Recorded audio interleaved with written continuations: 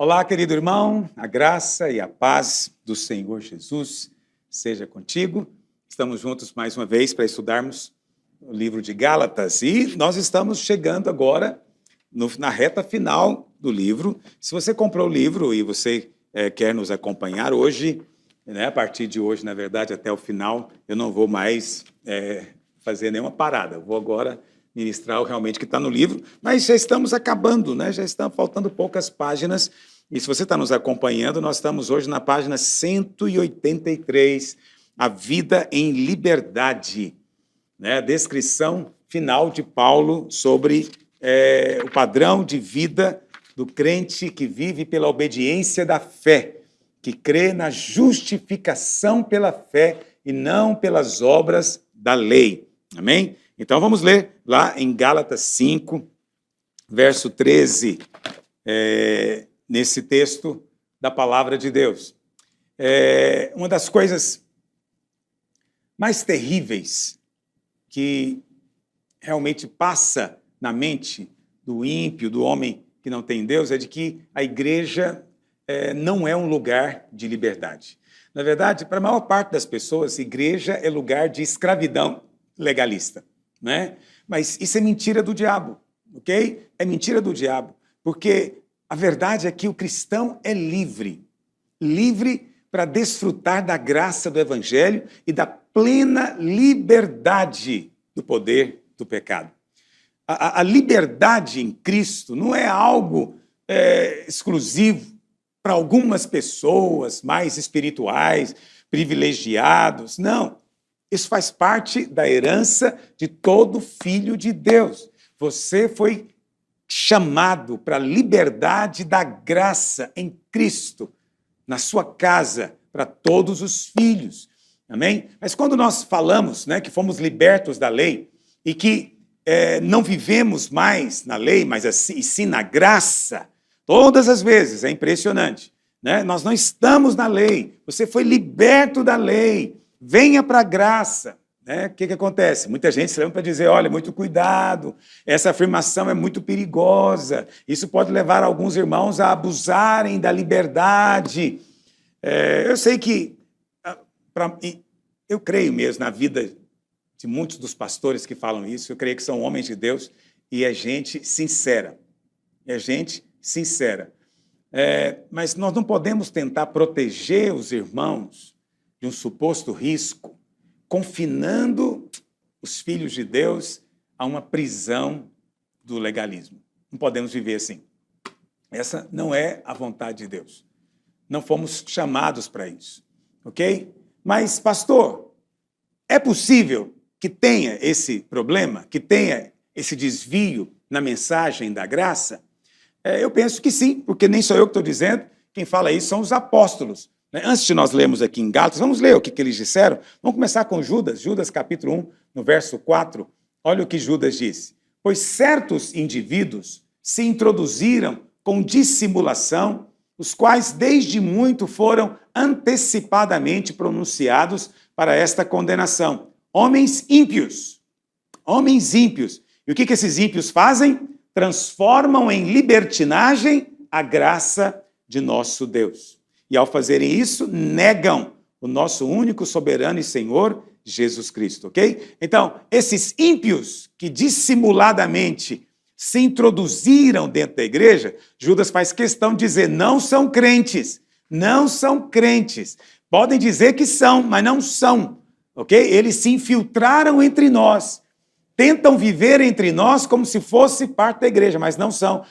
Judas diz que eles transformam a graça em libertinagem, ok? Ocasião para pecar. Pedro fala algo parecido, 1 Pedro 2, verso 16, ele diz, como livres que sois, não usando todavia a liberdade por pretexto da malícia, mas vivendo como servos de Deus, ok? E esse risco, portanto, existe, não vou negar não, mas esse risco não é dos filhos, está me ouvindo? Esse risco não é entre os filhos. Esse risco é de ímpios infiltrados dentro da igreja.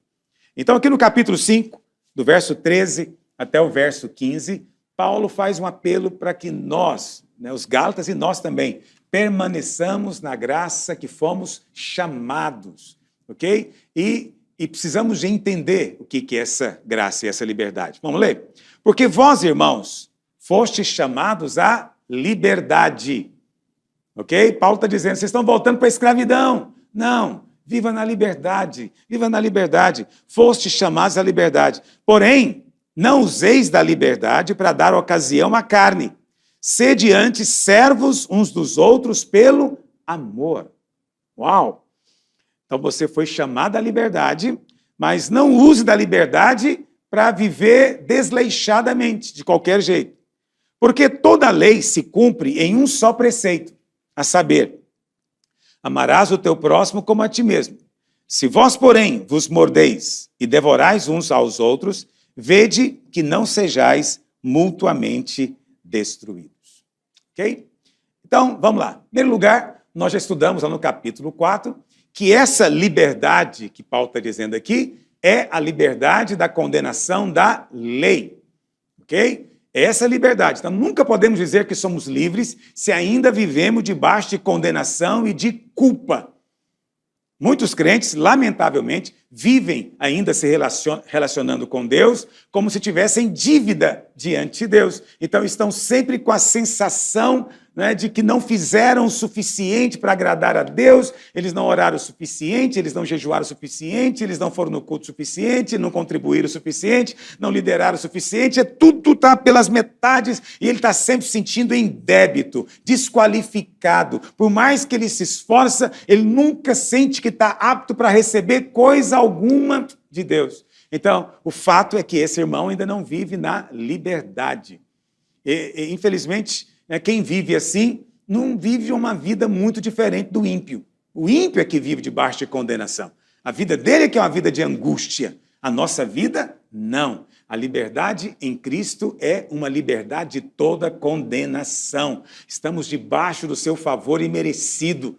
Nós não mais nos relacionamos com Ele com base no que nós somos ou com base no que nós fazemos, mas é com base no que Cristo é e com base no que Cristo fez. Por isso você é livre, livre da culpa do pecado, livre da condenação. Por quê? Porque você experimentou perdão completo. Todos os seus pecados foram cancelados pelo sangue da cruz. Você é livre da penalidade do pecado. Cristo já morreu por você na cruz. Você também é livre do poder do pecado. O seu velho homem já foi crucificado, você não é mais escravo do pecado. Também você é livre da lei.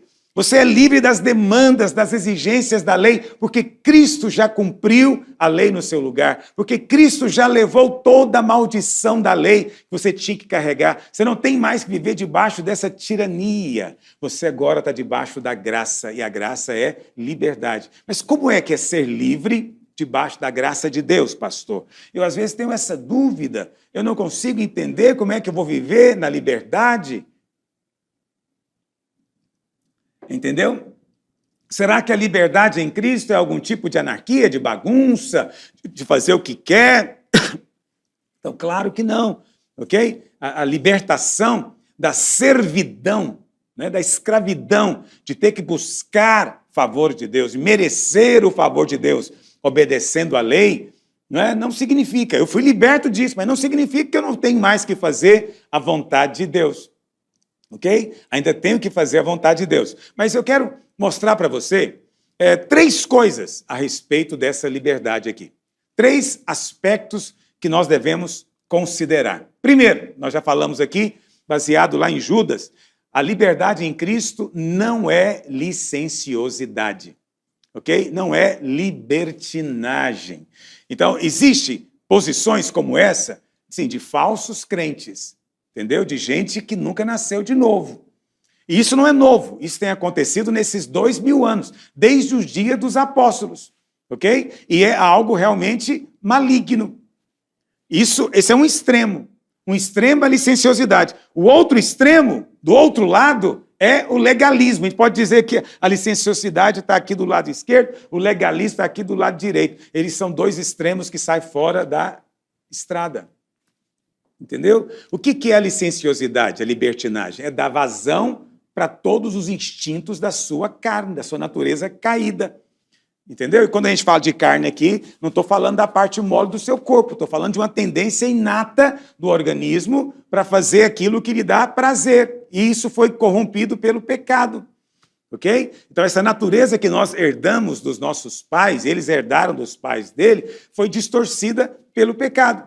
Então, Paulo diz, não use da liberdade para dar ocasião ou para satisfazer a carne. Né? Agora, é possível, eu nunca ouvi, mas irmãos já me disseram que já ouviram. Né? Gente que diz, eu sou livre em Cristo, eu posso fazer agora o que eu quiser. Eu sou livre, eu estou na graça, posso fazer o que eu quiser. Então, presta atenção, esse pessoal acredita que a liberdade em Cristo significa autorização, licença para cometer todo tipo de atrocidade. Entendeu? Isso não faz o menor sentido. Então, o cristão que cai na licenciosidade argumenta que ele pode viver no pecado, por quê? Ah, porque eu já sou salvo, eu não perco mais a minha salvação. Não, quem tem esse pensamento provavelmente não está indo para lá. Ou então, não, já fui perdoado. Ou então ele vai dizer, não fui perdoado, mas em qualquer momento que eu confessar meu pecado, eu sou perdoado. Né? Então, isso é coisa antiga, é um pensamento demoníaco. Lá em Romanos 6, no verso 1, Paulo diz, que diremos, pois? Vamos permanecer no pecado para que seja a graça mais abundante? Paulo fala, de modo nenhum. No verso 15 depois, Romanos 6, verso 15, ele diz, e daí? Havemos de pecar porque não estamos mais debaixo da lei e sim da graça? Paulo diz, de jeito nenhum. Eu agora me tornei servo do Senhor. Então, é possível sim que certas pessoas com a mente doente, que nunca se converteram, queiram transformar a graça em libertinagem. Mas é só gente que não nasceu de novo. Por quê? Porque a liberdade cristã, ela envolve libertação do pecado. Quem foi livre do pecado não quer viver no pecado mais. Entendeu o que eu estou dizendo? É uma liberdade para viver na presença, para se aproximar, não uma liberdade para chafurdar no pecado. Jesus disse lá em João 8, verso 34, replicou-lhe Jesus, em verdade vos digo, quem comete pecado é escravo do pecado. Portanto, viver no pecado não é sinal de liberdade, é sinal de escravidão. Está me ouvindo? Fazer o que quer não é liberdade, é escravidão. Essa afirmação é do próprio Senhor Jesus. Quem pratica, quem vive na prática do pecado, é porque é escravo do pecado. Bom, mas nem todos têm um crente nascido de novo, obviamente, não tem esse pensamento. Mas às vezes tem o pensamento de que não precisa também de ter proteções, não precisa de ter limites. Né? Limites são coisas importantes para nós. Limites também nos dão liberdade. Há um tempo atrás, né, saiu uma reportagem falando de esquiadores que tinham morrido na Suíça. Então foram fazer a investigação e eles então estavam indo esquiar num lugar e cheio de placas para não ultrapassar, porque tinha risco de desmoronamento lá, de avalanche. Mas aí um deles disse, não, é depois dessas placas que fica a verdadeira emoção. E eles então saltaram a cerca e foram esquiar no lugar que tinha sido advertido que era perigoso. O que aconteceu? Veio a avalanche e alguns morreram. Entendeu? Por que que houve essa consequência? Porque não respeitaram limites. Liberdade não é ausência de limites, não é ausência de cercas, mas é não desejar ultrapassá-las, é respeitá-las. Entendeu? Ninguém vai cruzar aquela cerca e não sofrer consequência. As consequências vêm. Os limites dão liberdade. Esse é um paradoxo. Limites dão liberdade. Não tenha receio de limites, ok? Viver na graça não significa que não temos mais limites. Temos. Então, imagine você está com seu filhinho de 3 anos de idade e vocês estão no 50º andar de um prédio. Mas esse prédio está em construção, ele não tem paredes. E vocês dois estão lá no 50º andar. E o seu filhinho de 3 anos fala, vamos brincar de corre, corre. E você começa a correr com ele no 50º andar, sem paredes. Só de te contar essa história já está te dando uma angústia. Entende? Por quê? Porque se você for uma pessoa sensata, normal, você vai correr à vontade ali? Não. Você vai ficar o tempo inteiro segurando ele. Vem cá, você não pode... Não, papai, me solta, eu quero... Não, você vai correr, mas é só segurando a minha mão. Porque eu não vou deixar você correr aqui. Por quê? Porque não tem limites ali.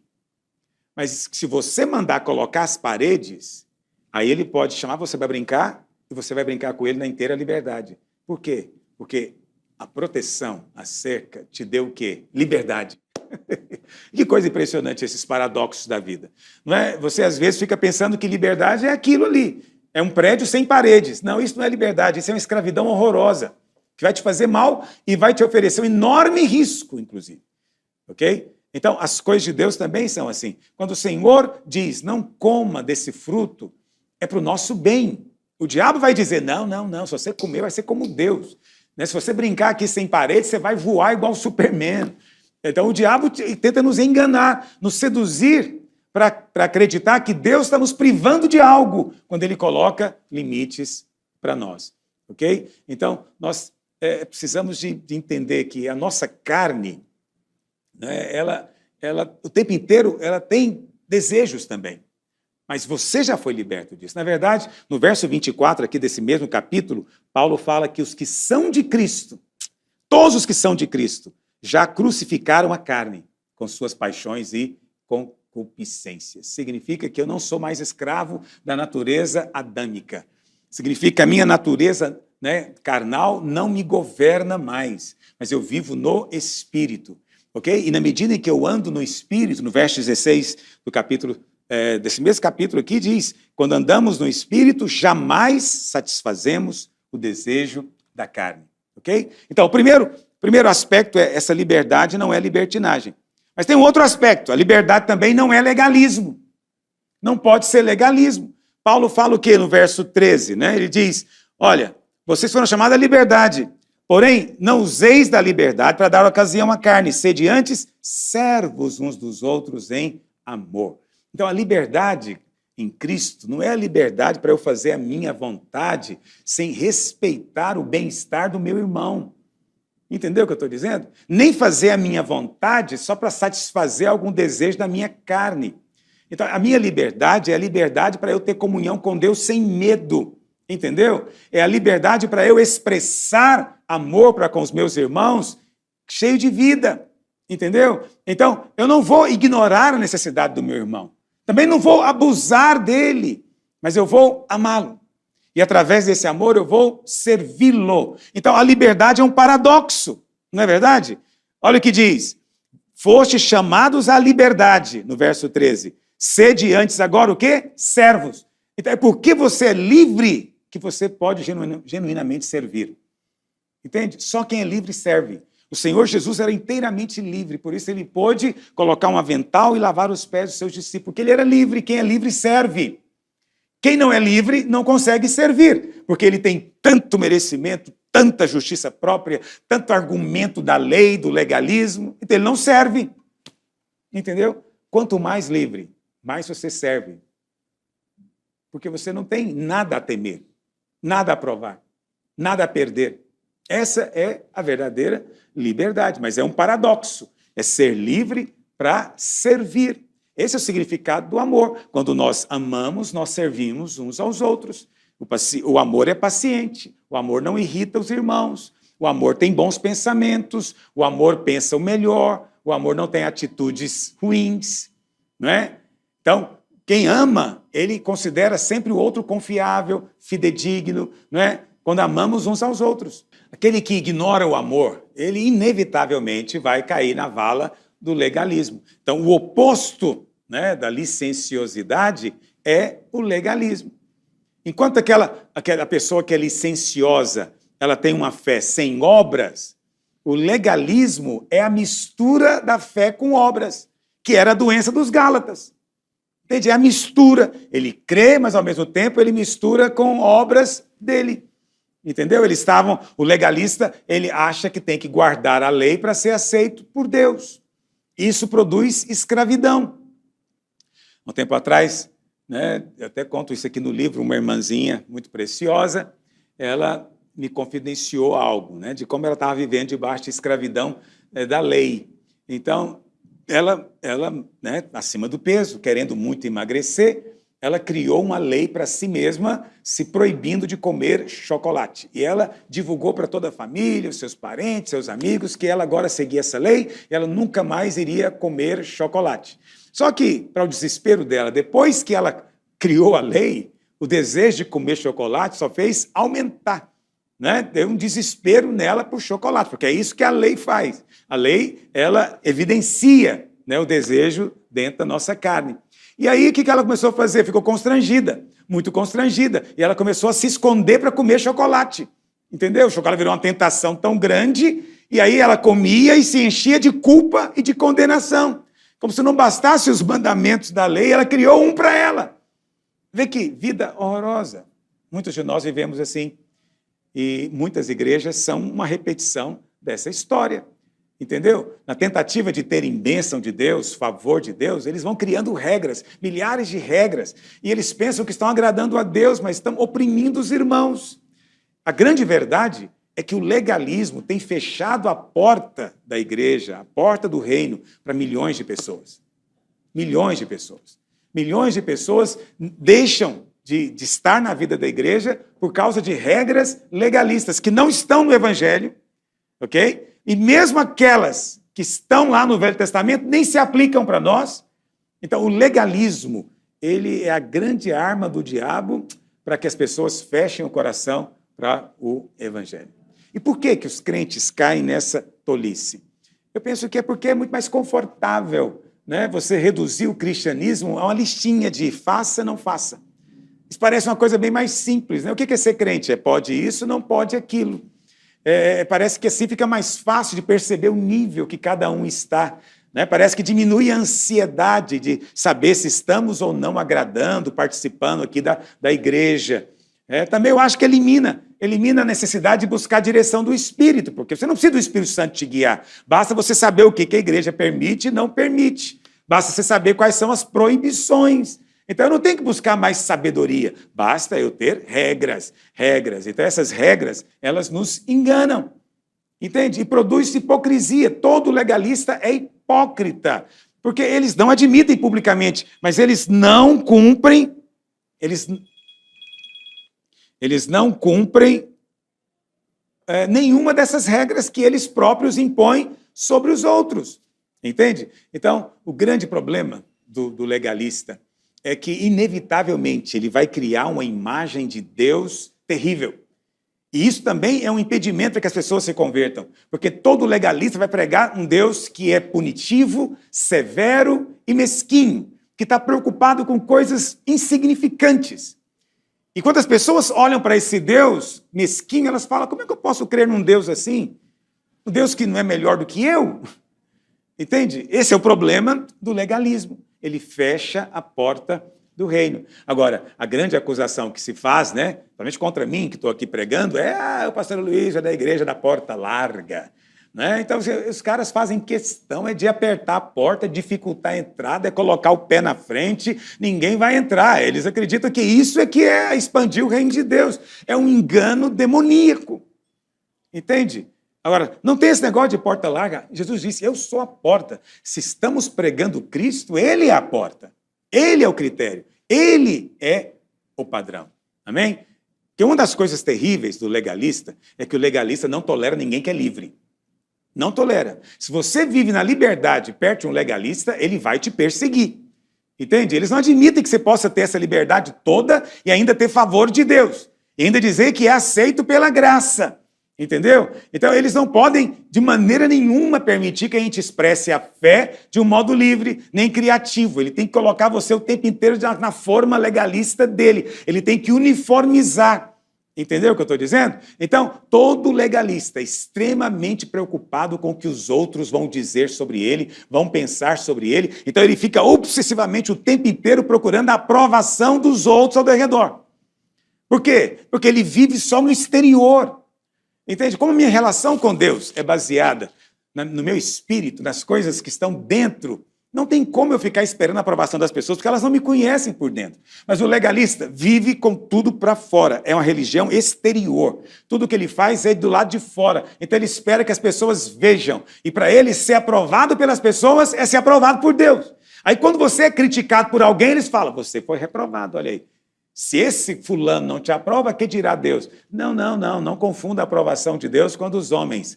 A aprovação de Deus é feita em Cristo. Quando Deus olha para mim, ele vê Cristo. Ok? A dos homens não. É baseado meramente na aparência.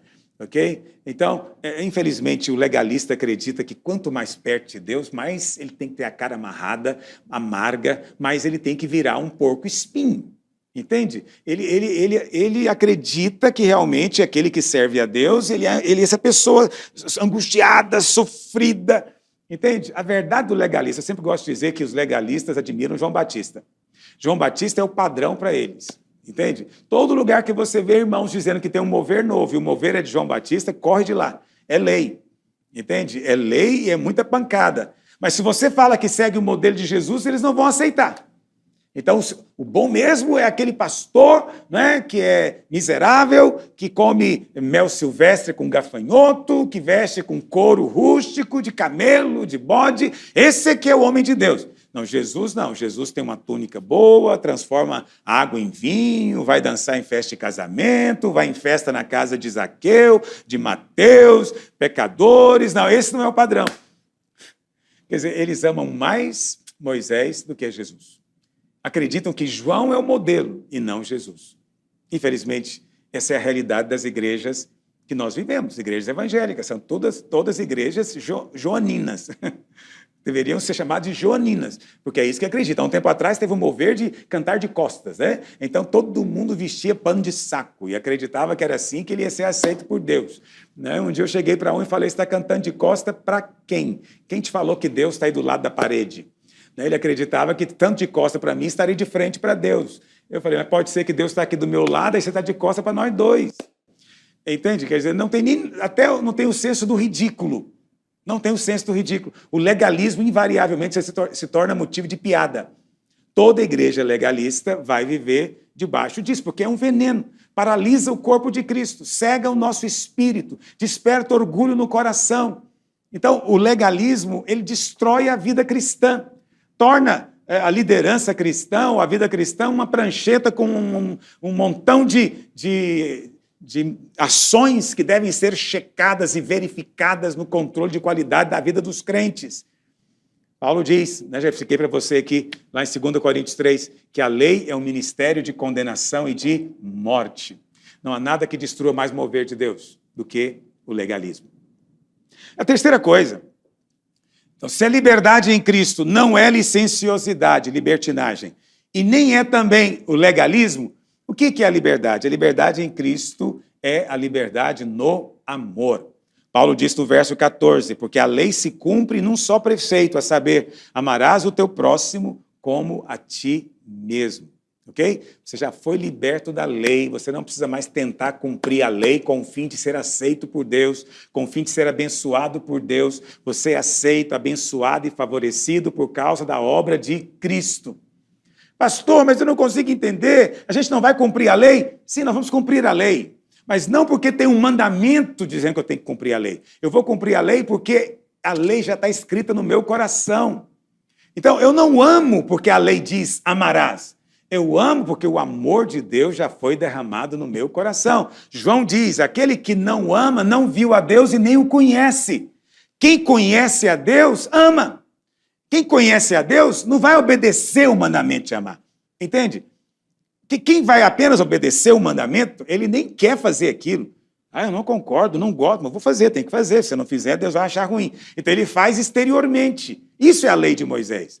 Você faz contrariado exteriormente. A lei de Cristo, não. Deus veio e derramou amor no meu coração. Quando eu nasci de novo, eu recebi o Espírito de Deus. Deus é amor. Então, Jesus é amor também. E o Espírito Santo é amor também. Alguém que é cheio do Espírito Santo é cheio do amor de Deus. Ele tem apenas que viver de acordo com essa natureza. Quando ele vive de acordo com essa natureza, ele vai cumprir a lei espontaneamente, sem perceber. Mas ele não vai cumprir a lei para ser aceito por Deus. Não. É porque a lei é a sua natureza agora. É assim que ele é.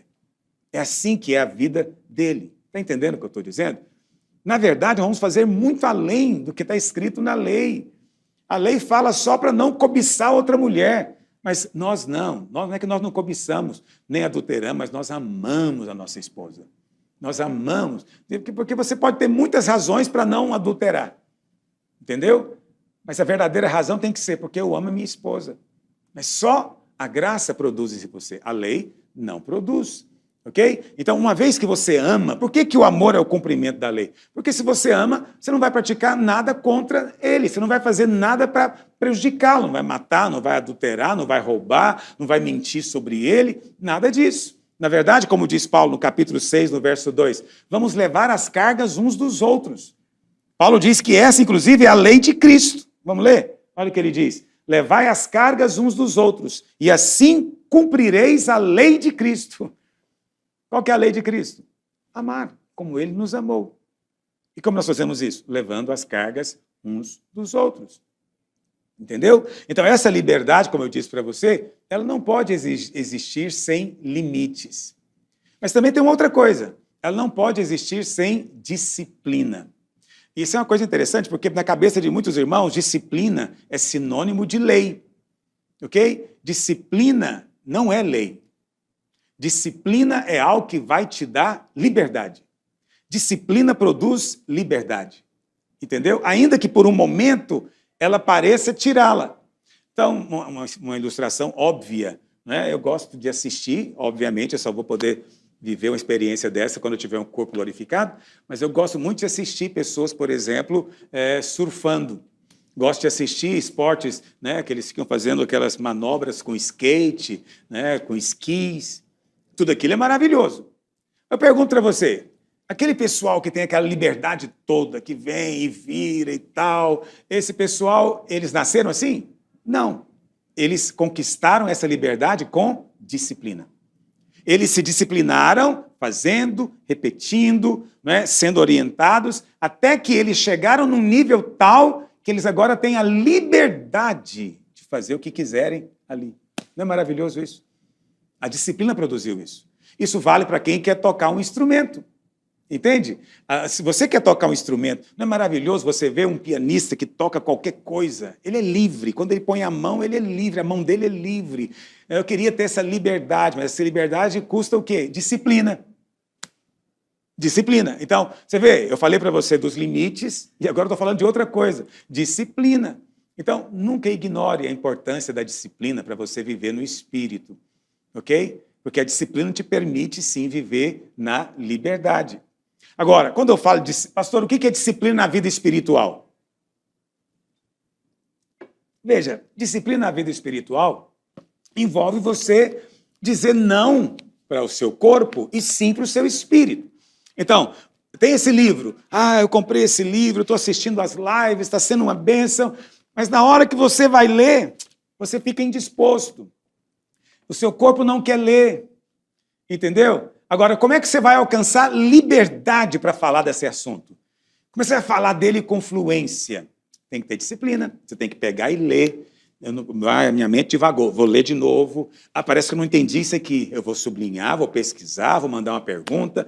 Entende? Quando você tem essa disciplina, você, no resultado, no final, é premiado com a liberdade. Entendeu? Agora, tem as disciplinas que fazem parte da vida cristã. Então, todo crente deveria orar. Orar é importante. Orar, pastor, mas para mim orar não é uma disciplina. Ok, provavelmente não. Se você está com fome, comer não é disciplina. Ok? Então, quem está com fome, come porque está com fome. Se você nunca tem fome, de fato, vai ter dificuldade de comer. Mas há certos tipos de comida que fome só não adianta. Sabia disso? Eu posso estar morrendo de fome que eu não encaro assim com muita alegria um prato de rúcula. Você entende? Não é um negócio assim que eu vou comer, não. Eu posso estar com uma semana de jejum que eu ainda vou achar um troço difícil. Então, se você quer comer algo que vai te fazer bem, você vai ter também que se disciplinar. A mesma coisa acontece na vida espiritual. Então, eu vou orar, mas eu não quero orar, eu queria agora assistir Netflix. Não vá, ore. Entende? Agora, qual que é o problema? É que o religioso legalista, ele transforma a disciplina em lei. E aí vira um problema na vida dele.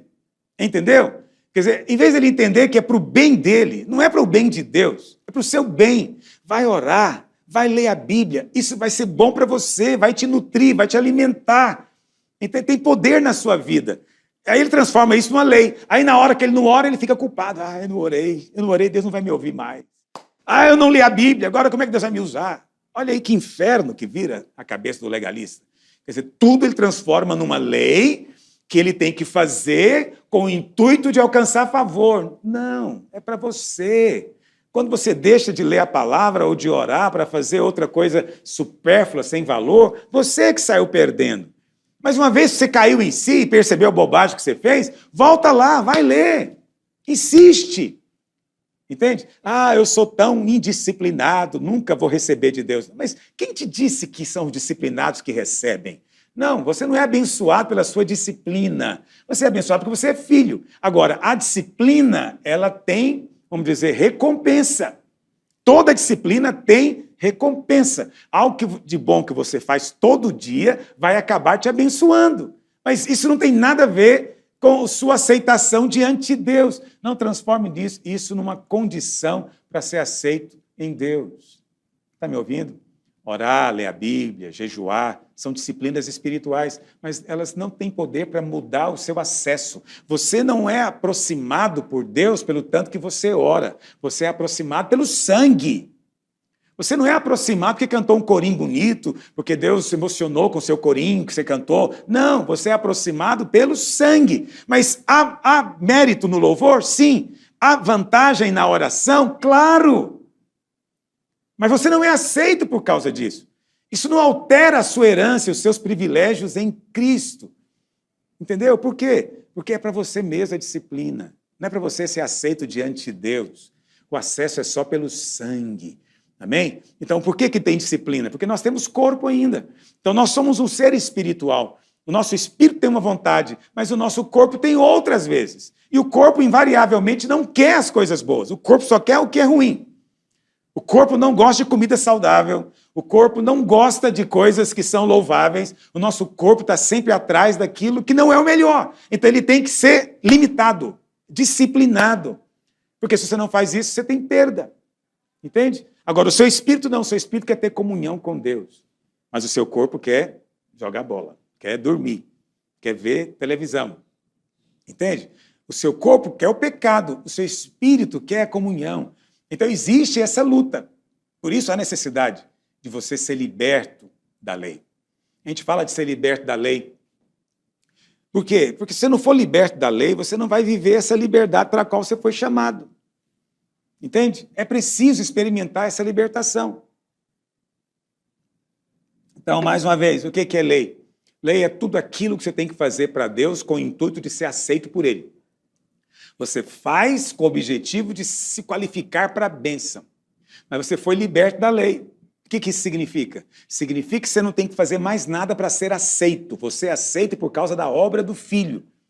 Por causa de Cristo e da obra consumada no Calvário, você agora tem perfeito acesso. Você foi justificado, purificado, perdoado, reconciliado, santificado, liberto. Você foi salvo. Nada pode separar você do amor de Deus agora. Entende? Por que a heresia é tão grande? Por que o legalismo é uma heresia? É uma heresia terrível. Porque eles querem ser salvos e querem se santificar por meio do seu próprio merecimento, seu próprio esforço. Entende? Muitos crentes estão buscando santificação pelo próprio esforço.